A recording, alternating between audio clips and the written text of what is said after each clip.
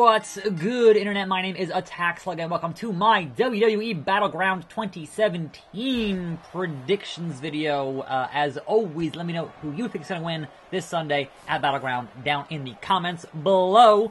We have 8 matches listed and 1 backstage segment listed here for Battleground. Let's get right into it. They're making it real difficult this year to actually have matches that will be accurate in the game, because this game does not have a Punjabi prison match in the game. It's not here, and a flag match in the game is not in here, so that kind of sucks. Anyway, we have your kickoff show. It is Ty Dillinger versus Aiden English, and I hope they eventually figure out something to do with the Perfect 10 Ty Dillinger, because he's on a kickoff show. Now, granted, he managed to get on the card, whereas Dolph Ziggler and Chad Gable couldn't even get on the card, so that's something. And I'm sure that Aiden English will continue being the guy to job out, because that's kind of what he does after, you know, the split up and the leaving of Simon Gotch, aka Simon Grimm, now on the Indies. So best luck, Aiden English, but I say Ty Dillinger wins this one pretty easily. It'll be a 10. Anyway, moving on to the main card, as AJ here goes for the forearm way too early. Nope, that was a neck breaker. Anyway, there are 7 matches on this card, or on the main card, but also, we have the who is the ones who trashed Breezango's office mystery supposedly being solved. Now, we know now that it can't be American Alpha, because there's no payoff there. They won't be on the show. Jason Jordan is a Raw guy now because of Kurt Angle reasons, so that won't happen. Now, you got kind of a few options here, and I think the most likely 2 options are either they're reforming Harper and Rowan as a tag team because they haven't been on TV. What else are you going to do with them?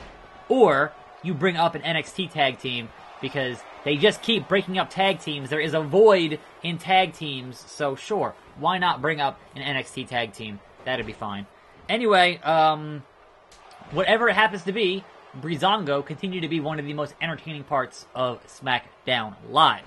So moving on to the matches here, we have Sami Zayn versus Mike Kanellis in a rematch from that SmackDown match that kind of wasn't really a match because there was the Maria interference. So, again, this is one of those cases where you've brought up a guy, you've signed him from the Indies, and he's immediately on the main roster, and this is his first pay-per-view match. He appeared on the last pay-per-view just as an appearance, and, you know, whatever. But the first actual match on a pay-per-view, why in the blue hell, if you want to make any money with this guy, would you bring him up to lose? So, again, Sami Zayn, the underdog from the underground, does a good job of losing and still looking good while losing. There is 0 reason to give Sami a victory here.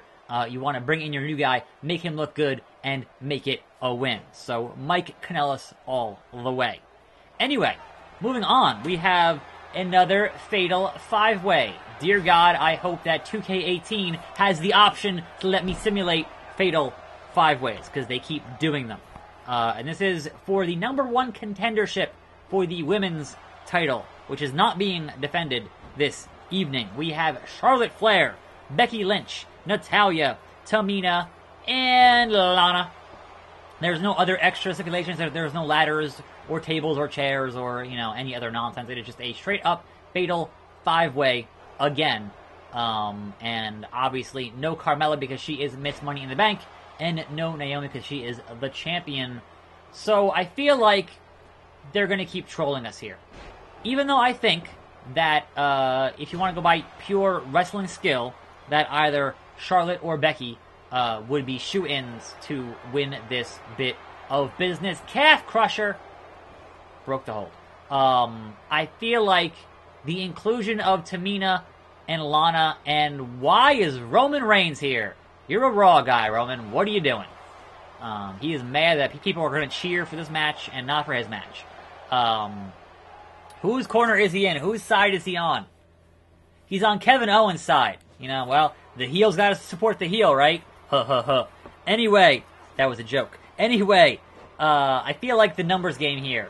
Because Tamina has been in the corner of Lana for some inexplicable reason, I feel like, whoa! AJ Styles stealing the pop-up powerbomb from Kevin Owens, who's busted open.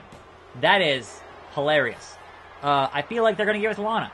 I don't want them to give it to Lana. I think Lana is not a good wrestler, and, you know, kind of has not quite proven her worth in terms of her in-ring ability. But as we've seen, that kind of does not matter as long as you're getting a crowd reaction in the WWE. So I feel like the numbers game here is going to play into the factor, and somehow Tamina will cause Lana to win this match. That was a pretty good sequence. I just don't know why Roman Reigns is like, yeah, Kevin Owens. I'm like, wait, what is even going on here? Anyway, moving along, we have this match. We have AJ Styles, who is the U.S. champion after a stunning and shocking victory at Madison Square Garden at a house show, versus Kevin Owens, the prior face of America for that U.S. title. And the eternal question is, will they give the U.S. belt back to Kevin Owens, or will AJ continue to do the U.S. Open Challenge?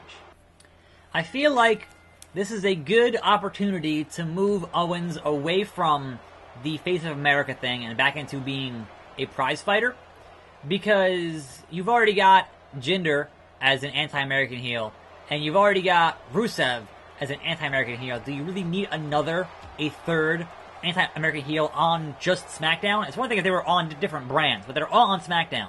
It seems like overkill for guys who are 3 top guys on that program. So getting Owens away from that would be good. Also, having now teased the return of the U.S. Open Challenge, why would you immediately put it back on Owens, who's not going to do that Open Challenge because he's a cowardly heel? That's kind of what he does. So, whereas AJ is the valiant face, and he would definitely have that Open Challenge every week with a variety of guys that made for some of the best TV when John Cena did it. So why wouldn't you do it on another run, you know, during the rest of the summer, etc., etc., etc. So I think there's a very good chance that AJ Styles retains that U.S. title in what should quite possibly be the match of the night. I don't really have any doubts about that bit of beadness. So, moving on to this match. Shinsuke Nakamura, the king of strong style, the artist, the rock star, the king of strong style, versus Baron Corbin, Big Baron Corbin, Mr. Money in the Bank Corbin. And this match, look, I feel like Baron Corbin shouldn't lose now that he's Mr. Money in the Bank. Like, he should be kept looking strong, as at some point he's going to cash in and perhaps win that WWE title, as most guys who cash in do win that belt. Plus, he's just a big dude, right? And with all the big dudes retiring this year, Mark Henry, Kane, Big Show next year, like, you need a dominant big dude. On the other hand, you have Shinsuke Nakamura, who is very potentially, you know, one of the biggest things, the biggest assets on SmackDown, and this is only his, like, second pay-per-view feud match. He fought Ziggler, and that was just not a great match. So he needs a good showing here, and a victory would definitely assist in that. So I have a feeling this match might not have a clean finish. Like either a double countout, a double DQ, a run-in. I feel like something along the lines here is going to end up being not a clean finish. But if I had to call a victor, and I feel like there are ways to have Nakamura lose here and not look weak, but at the end of the day, I think they're going to give it to Nakamura. Even though I do like Baron Corbin, he's been doing some really good work, and I don't know. It's hard. Deep Six. It's hard to call. This for me is the hardest match to call here, because I think both guys can't afford a loss, and I think if you're going to have one screwjob finish on the card tonight, it's probably going to be this one. But I'd say if there is a clean pinfall, I will give that clean pinfall to Nakamura, but just barely. Just barely. Anyway, moving on. We have your tag team titles for SmackDown. We have the Usos, and we have the New Day. And as far as I know, none of the New Day have been banned from ringside.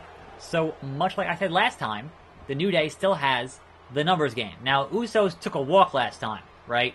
But New Day won that match by countout, right? So, if there's no countouts, or if there are no shenanigans, then New Day wins again, because New Day has the numbers game. And then that will make New Day your new, another Deep Six, SmackDown Tag Team Champions. That was a 2 count. That was a close 2 count.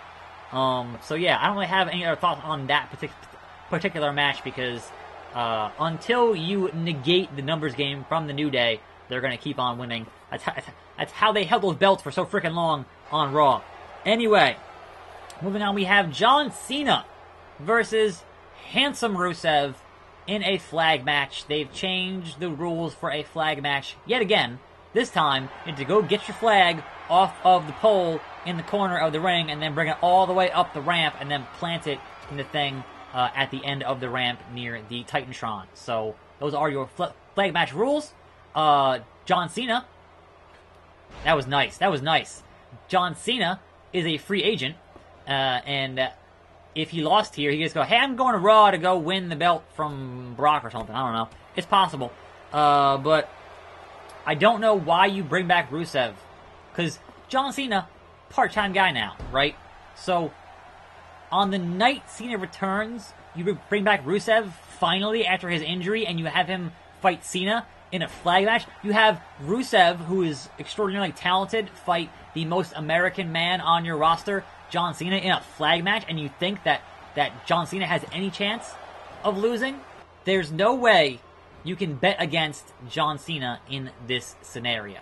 As much as I want to see Rusev win, I just don't see Cena losing. So that's kind of all there is to that. It's sad, but that's just kind of factual facts. This is the return of John Cena, so that's kind of... He's going to do what Cena does, which is bury fools. Anyway, we have our main event, and it is Hardbody Mahal, the modern-day Maharaja, don't hinder the Jinder, versus Randall Keith Orton, the Viper, the Legend Killer, in a Punjabi prison match for the 3rd time in the history of this business. Good luck trying to see anything in that match, because all that steel reinforced bamboo you can't see. It's nonsense. So, this match, as Randy pointed out on SmackDown, it's going to be difficult for, well, look, whenever a face says it's going to be harder for a heel to cheat, the heel manages to cheat anyway. But obviously, having this prison does help keep out the Singh brothers from interfering, as they have been keeping the belt on Jinder. And we're in July now. We're awfully close to that tour of India in September. So I see no reason to have the belt change hands at this point. I really... Ken Shasha! I have no reason to see why the belt would change hands at this point. So, Jinder Mahal retains the world title and continues cutting the same boring bronchitis promos that he's been cutting for the past, 2 months. Look, I don't see him losing the belt until they had that India tour. Or losing it right before and then winning it back on that tour would make a lot of sense. So, I don't know. That match to me is kind of the most boring thing on the card. I have no real interest in watching it, but I will be from the comfort of the home of Rod and Todd. So Grim is going to Battleground, 3rd row. Me, I'm going to be hanging out with Rod and Todd, eating snacks, and doing all that stuff. So I guess look forward to that stuff this Sunday. I'm attackslug. Thanks for watching. More videos every day. And I'll see you next time right here on this channel. Yo!